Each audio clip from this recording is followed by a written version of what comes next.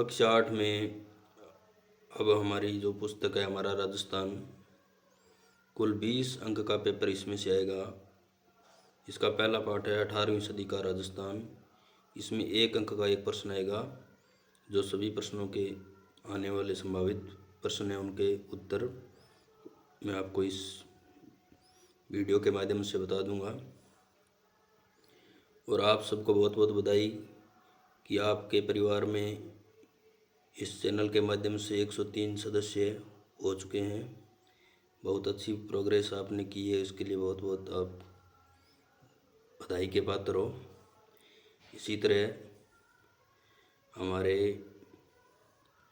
इस चैनल से ज़्यादा लोग फ़ायदा उठा सकें और आगे प्रगति के रास्ते पर बढ़ सके, ऐसी हमारी कामना है।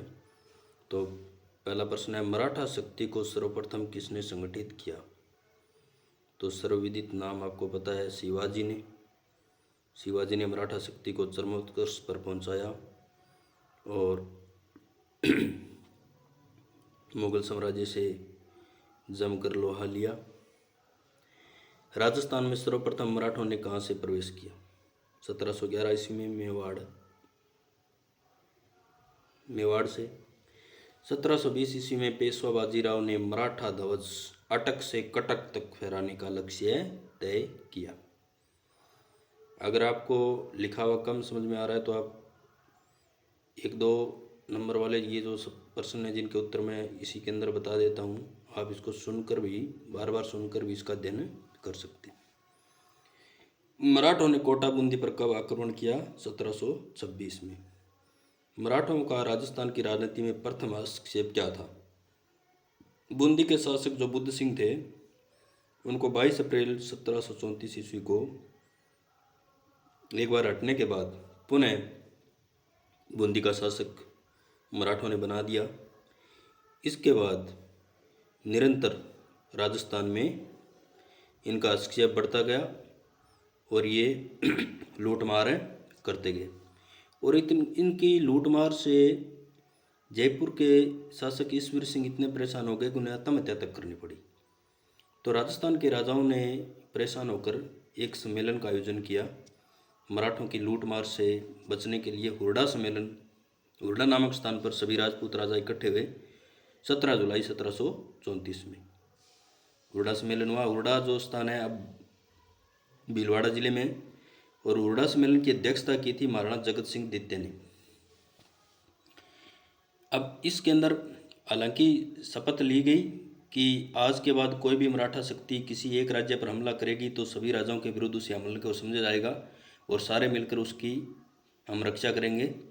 लेकिन यह बात बिल्कुल कागजी साबित हुई, धरातल पर इस पर कोई काम नहीं हुआ, क्योंकि मराठा जब भी किसी राजपूत राजा पर हमला करते थे तो ईर्ष्यावश दूसरे राजा ने कभी राजपूत राजा की सहायता नहीं की।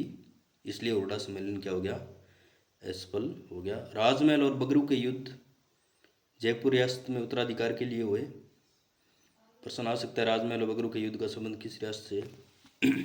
इसके अलावा बाद के राजाओं ने अंग्रेजों से मैत्री संधियां करनी शुरू कर दी। अंग्रेजों से मैत्री संधि करने वाली प्रथम रियासत भरतपुर थी 29 सितंबर 1803 में। सबसे अंत में संधि करने वाली रियासत थी सिरोही 1823 में। खिराज क्या है? कृषि भूमि पर लगने वाला कर। और चौथ, मराठों द्वारा अन्य शासकों से लिया जाने वाला सुरक्षा कर। चौथा हिस्सा लेते थे सरदेश मुखी देश। 10वां हिस्सा मराठों द्वारा विजित प्रदेशों के किसानों से लिया जाने वाला कर। ऐदनामा क्या होता है? इकरारनामा, समझौता प्रपत्र भी उसे हम कह सकते हैं। अब इसके बाद है पाठ है 1857 का स्वतंत्रता संग्राम। राजस्थान से संबंधित है।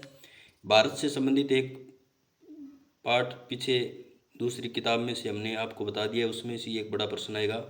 स्वतंत्रता संग्राम जो 1857 का है उस पर है और ये राजस्थान से संबंधित है।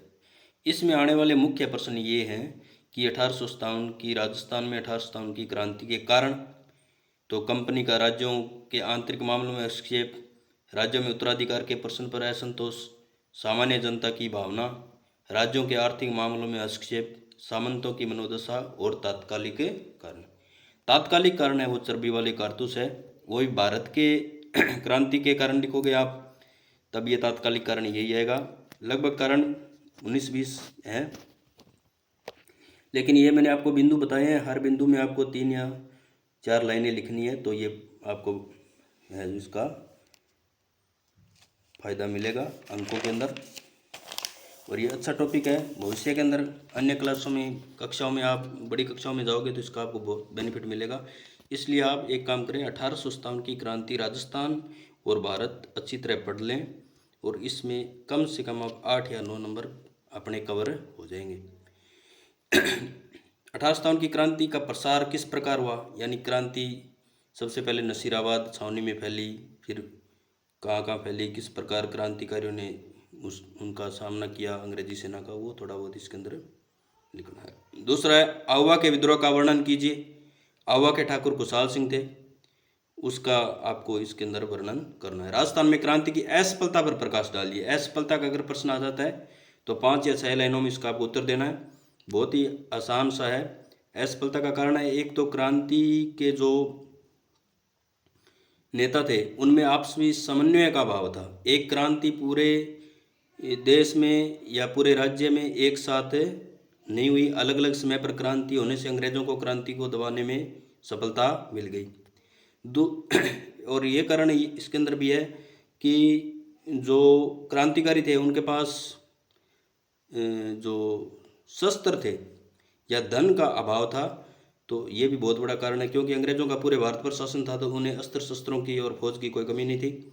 और एक तांत्या टोपे थे जिनका मारवाड़ और मेवाड़ के राजाओं ने कोई सहयोग नहीं किया। बहुत सारे राजा ऐसे थे जिन्होंने क्रांति के समय राजाओं का साथ दिया। अन्य एक दो कारण भी आप इसमें लिख सकते हो, कोई बड़ा प्रश्न ये नहीं है, ये आप फ्री के नंबर है। 1857 की क्रांति के परिणाम क्या हुए? देखो, परिणाम ये हुए कि राजस्थान में 1857 की क्रांति के अगर हम परिणामों की बात करते हैं तो परिणाम ये हुए कि अंग्रेजों ने आगे कभी क्रांति नहीं हो इस पर काम करने के लिए राजाओं को खुश करना शुरू कर दिया। दूसरा, उन्होंने देखा कि क्रांति के दौरान सामंत जो थे, राजाओं के जो सामंत थे, उन्होंने अंग्रेजों के विरुद्ध लड़ाई में राजाओं का, क्रांतिकारियों का सहयोग किया था, इसलिए उन्होंने सामंतों का दमन करने का निश्चय कर लिया। तीसरा, उन्होंने किया कि अंग्रेजी शिक्षा का प्रसार किया कि अंग्रेजी शिक्षा अगर ज़्यादा होगी तो हमें भविष्य में दिक्कत नहीं आएगी। चौथा, उन्होंने किया कि छोटे जो प्रशासनिक पद थे तो वहाँ पर भारतीयों को रखना शुरू कर दिया। बड़े प्रशासनिक और बड़े जो पद थे वहाँ पर भारतीयों की संख्या घटाई जाने लगी, और अंग्रेजी फौज की संख्या भी इस क्रांति के बाद उन्होंने बढ़ा दी। और अन्य एक दो बिंदु और भी हम लिख सकते हैं। तो इसके बाद हमारा जो अगला टॉपिक है वो है आधुनिक राजस्थान का निर्माण। 4 अंक का प्रश्न इसके अंदर है। तो राजस्थान का एकीकरण है, हालांकि एकीकरण के लिए हम एक अलग से वीडियो बनाएंगे, लेकिन आने वाले प्रश्न है राजस्थान एकीकरण से पूर्व की 4 प्रमुख रियासतों के नाम बताइए। राजस्थान संघ या पूर्व राजस्थान का निर्माण किस प्रकार हुआ? इसके अंदर 9 रियासतें थी, वो भी आपको याद करनी है, पूछी जा सकती है। चतुर्थ चरण या वृहद राजस्थान निर्माण को समझाइए, या मत्स्य संघ का निर्माण किस प्रकार हुआ? कल का हमारा टॉपिक रहेगा जनसंख्या, जो 2 अंक का पाठ है, और आप अच्छे से अध्ययन करें, बार बार इस वीडियो को देखें, और जो प्रश्न आपको नहीं समझ में आए तो कमेंट में आप इसको लिख सकते हैं कि ये चीज़ हमें समझ में नहीं आ रही है, तो इसके लिए एक अलग से वीडियो परीक्षा से पहले बनाया जा सकता है। धन्यवाद।